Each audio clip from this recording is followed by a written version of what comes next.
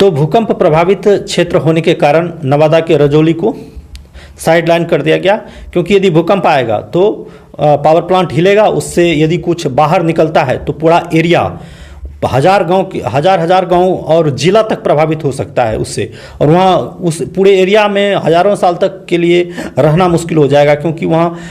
Radiation फैल जाएगा, cancer हो जाएगा, पेड़ पौधे नहीं उगेंगे, जानवर ऐसे ही मरेंगे, जानवर के दूध में कैंसर का कीटाणु आ जाएगा।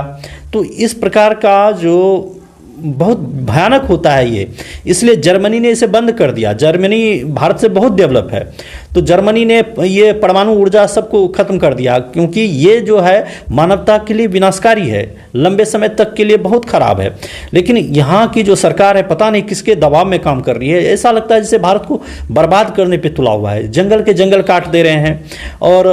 लोगों को बेघर किया जा रहा है, मिलावटी पेट्रोल चल रहा है, संस्थाओं को कमज़ोर किया जा रहा है, हर तरफ अफरा तफरी का माहौल है। तो ये ऐसा लग रहा है कि कोई प्लांट तरीके से विदेशी ताकत हमारे नागरिकों, हमारे सरकारों को, हमारे अधिकारियों को लालच से, भय से, नीति नियम या दंड से, किसी भी प्रकार से भारत को बर्बाद करने के पीछे तुला हुआ है, और बस ऐसा ही लग रहा है।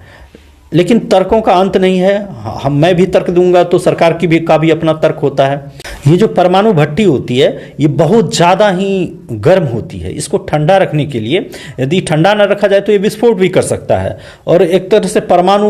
बम की तरह काम कर सकता है।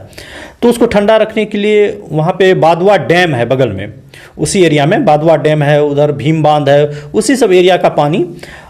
उसको पानी को लगभग 80,000 मीट्रिक टन वो पानी सालाना या फिर